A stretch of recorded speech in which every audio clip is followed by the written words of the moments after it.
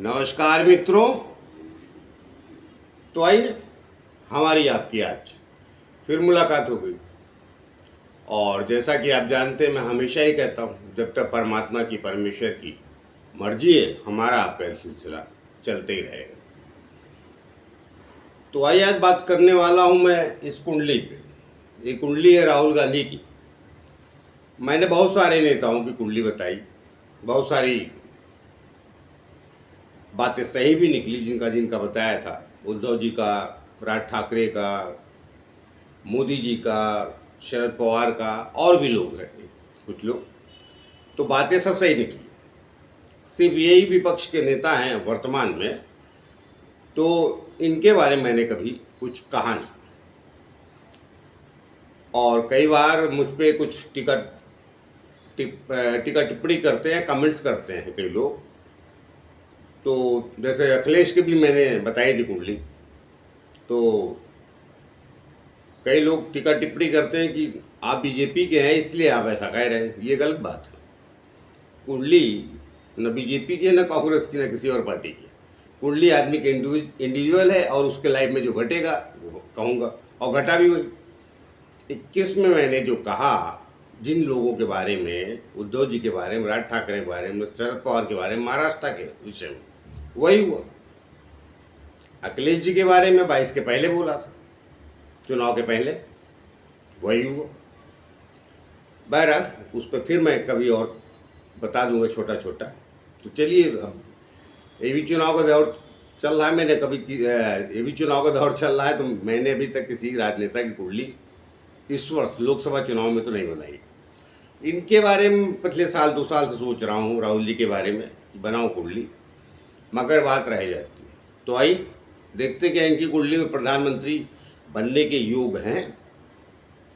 योग हैं इनके, ये योग है या नहीं, वो कुंडली योग होती है। तो अगर वो योग हैं तो जरूर बनेंगे।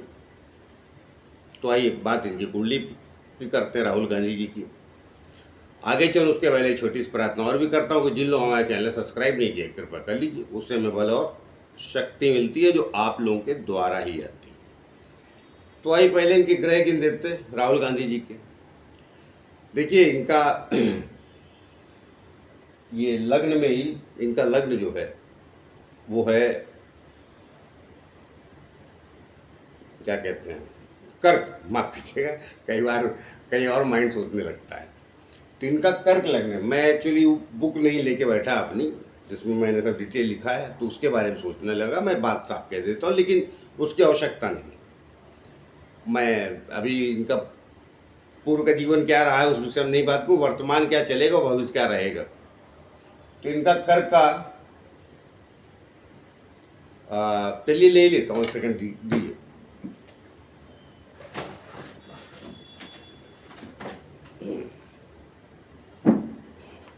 अब इतना बन गया तो वीडियो काटना ठीक नहीं, सॉरी, मैं क्षमा चाहूँगा उसके लिए।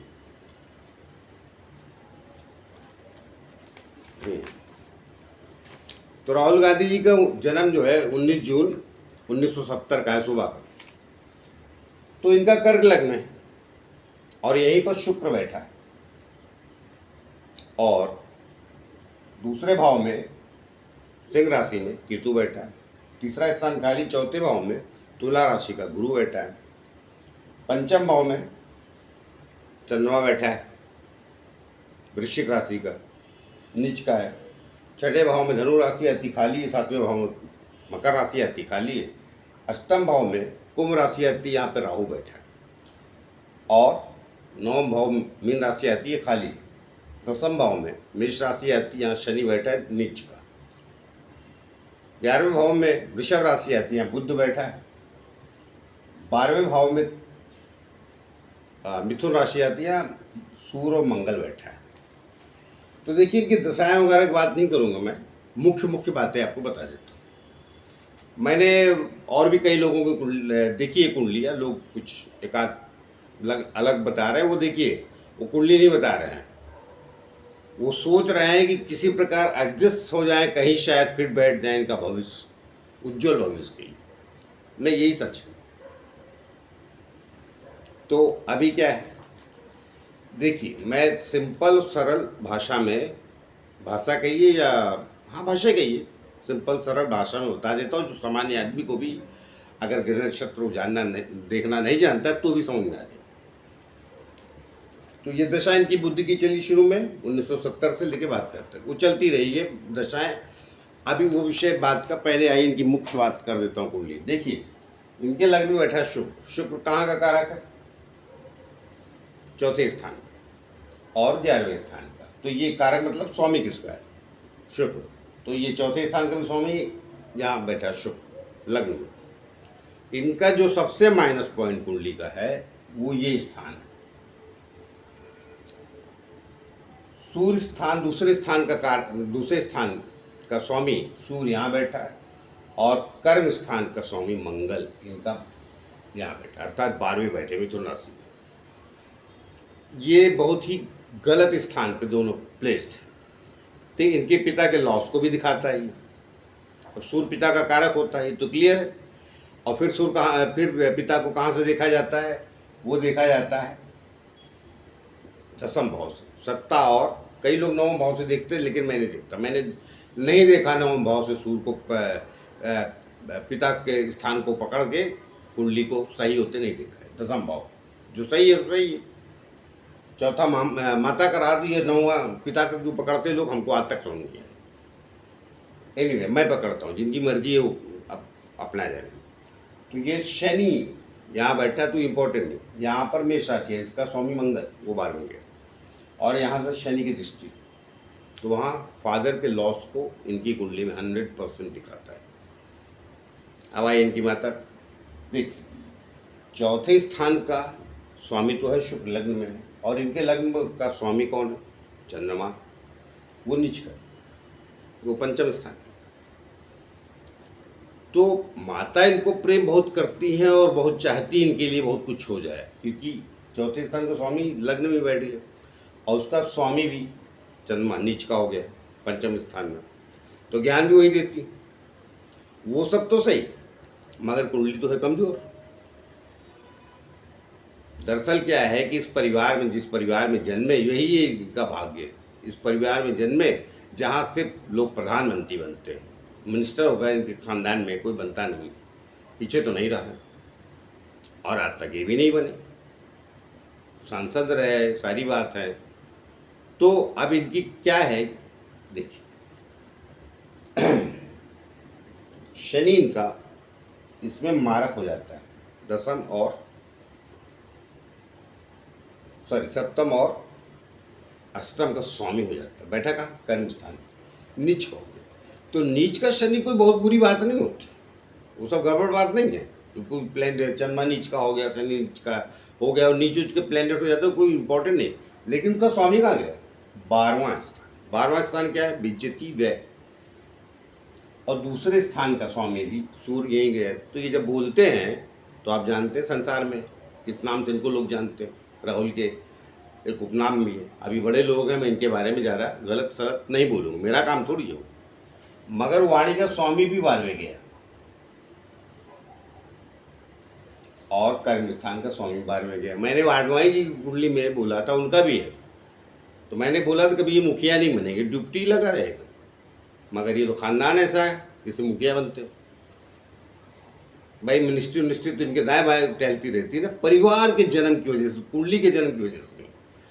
जब इन्होंने अपना जीवन संघर्ष शुरू किया और इनको सीटें भी कहाँ दी जाती है जो एकदम सेफ,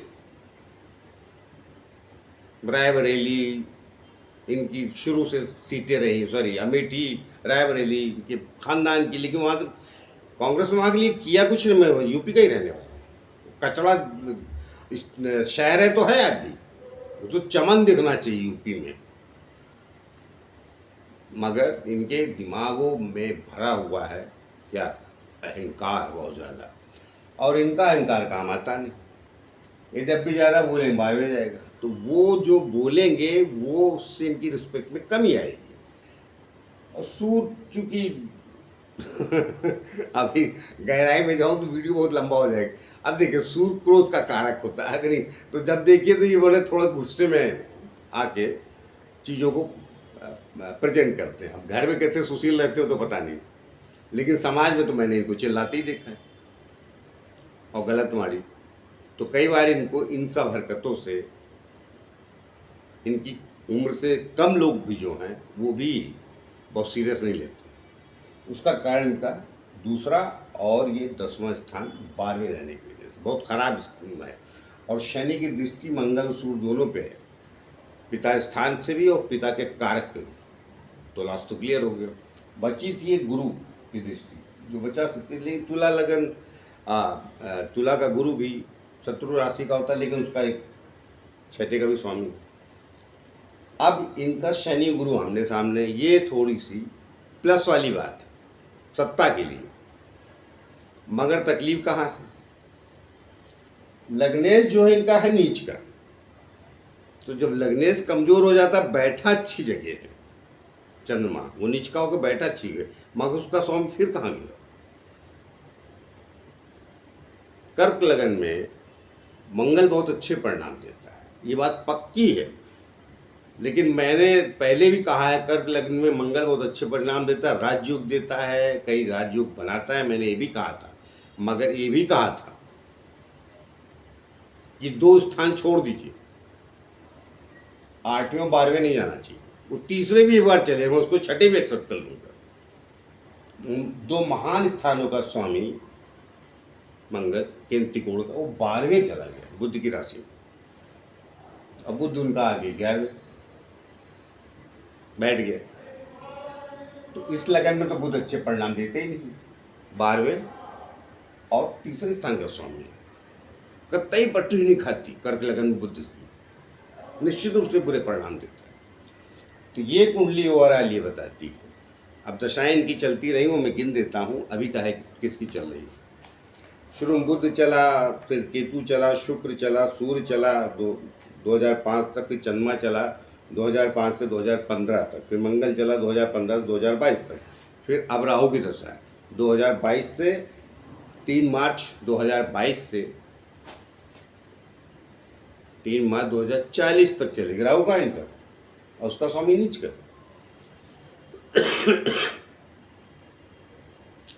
जहाँ बैठा उसका स्वामी 12वें गया, बस एक ही प्लस है ये गुरु। मगर ये परिवार वाले गुरु की सुनते का, इनको तो राहु जैसे गुरु, शनि जैसे गुरु, शुक्र जैसे गुरु लगते हैं ना, ज्ञानी नहीं चाहिए। तो अगर किसी ज्ञानी व्यक्ति के पास, सलाहकार के पास सही जाएंगे तो शायद कुछ भला हो जाए। कम से कम रिस्पेक्ट और सामाजिक स्तर जिस परिवार से संबंध रखते हैं उस हिसाब से बता रहे, शायद हो जाए। मगर मुझे लगता नहीं कि राहु करने देगी। राहु पे इसकी गुरु पे दृष्टि राहु की तो देखता है, और ऊपर से राहु भी यहाँ देखता है। राहु उल्टा चलता है, 9वीं दृष्टि पे कर लिया, पंचम दृष्टि किस पे, सूर्य और मंगल पे। तो मैं बता रहा हूँ कुंडली खानदान बिगाड़ने के लिए बनी, और ये खराब कुंडली है। ये किसी सामान्य परिवार में जन्म लिए होते तो मैं आपको एक लाइन में कह देता हूँ, बहुत संघर्षपूर्ण जीवन रहता है। खाने पीने के भी लिए इनको बहुत ज़्यादा संघर्ष करना पड़ता है, और उस पर में कमी तो बनी ही रहेगी। अब तो पक्का है, जैसे जैसे इसकी दशा आई, देखिए आए माए साहब बोलने लगे, जज के सामने भी उलझ गए। शायद 22 के बाद ही वो कुछ 1-2 दिन के लिए सदस्यता चली गई इनकी। उसके पहले भी जब अपने ऊपर करने की बारी आई तो हार गए ये। तो अब क्या है कि ऐसे परिवार में है कि सब सलोनी की तरह इनको गोद में उठाए लिए घूम रहे हैं 10 आदमी। तो बच्चे स्वयं के संघर्ष और स्वयं के जीवन से जब रूबरू होंगे, परेशान कुंडली है, और प्रधानमंत्री बनने का सपना ये भूल जाए मिड तरफ से। बेहतर है समाज के लिए, उस परिवार में जिन है तो समाज के लिए, औरों के लिए बेहतर काम करें, तो उसमें कुछ रिस्पेक्ट, इनके सुधार आ जाएगा। क्षमा कीजिए, मैं बीच में वीडियो नहीं दे पाया था, मैं थोड़ी तबीयत ठीक नहीं थी मेरी। कई कमेंट्स आते वीडियो बहुत कम दे रहे हैं, अभी भी स्वस्थ नहीं हूँ, थोड़ी खांसी आ रही है। क्या है, कोरोना चला तो गया है, लेकिन छोटी सी भी कोई समस्या शुरू होती है आपकी तो बड़ी हो जाती है। जैसे मुझे इतनी खांसी कभी नहीं हुई, मगर अभी ये क्षमा कीजिएगा थोड़ा।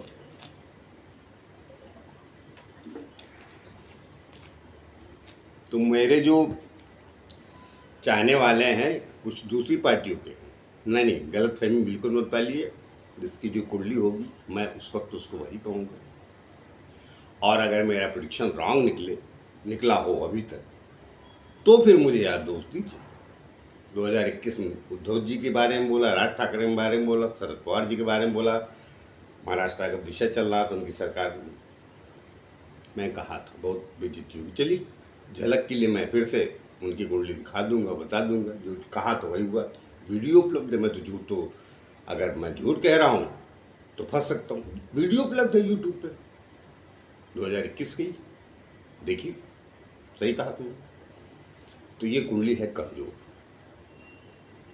पहले तो इनको अपना स्वभाव नरम करना चाहिए, लेकिन वो करेंगे नहीं। क्या है, मंगल और सूर्य 12वें, उस पर राहु की दृष्टि है, शनि की दृष्टि, तो इनको ऐसे लोग मिलेंगे, इनके गुरु की भी दृष्टि, मगर उनकी सलाह नहीं लेंगे। तुला का है ना गुरु। अब जाइए उसमें गहराई में जाऊंगा तो, और बड़े लोग हैं, सरल और सभ्यता में बात कहनी चाहिए, मगर कुल दे के लाइन में कहता हूँ ये कुंडली है खराब। बेहतर ही अपना थोड़ा जुबान और थोड़ा सोच को सुधारें। और अभी छोटे नहीं, अब हाँ 70 गए तो 54 साल के व्यक्ति हैं, 54 साल कम नहीं होते इस जीवन के राजनीतिक क्षेत्र में। तो मैं कुछ सलाह नहीं दे सकता, जैसे क्या नाम उद्धव ठाकरे जी को नहीं दे पाया 2021 में। मैंने बोला सलाहकार बदले और नहीं बर्बाद हो जाएंगे, और उसमें मैंने एक डायलॉग बोला था कि एक दिन ये ऐसे जरूर कहेंगे, अपनों में कहाँ दम था, गैरों में कहाँ दम था, अपनों ने लूटा मुझे, मेरी कश्ती वहाँ डूबी जहाँ पानी कम था। सर पता नहीं अजय देवगन की फिल्म का डायलॉग था, वो मैंने उद्धव ठाकरे के लिए बोला था।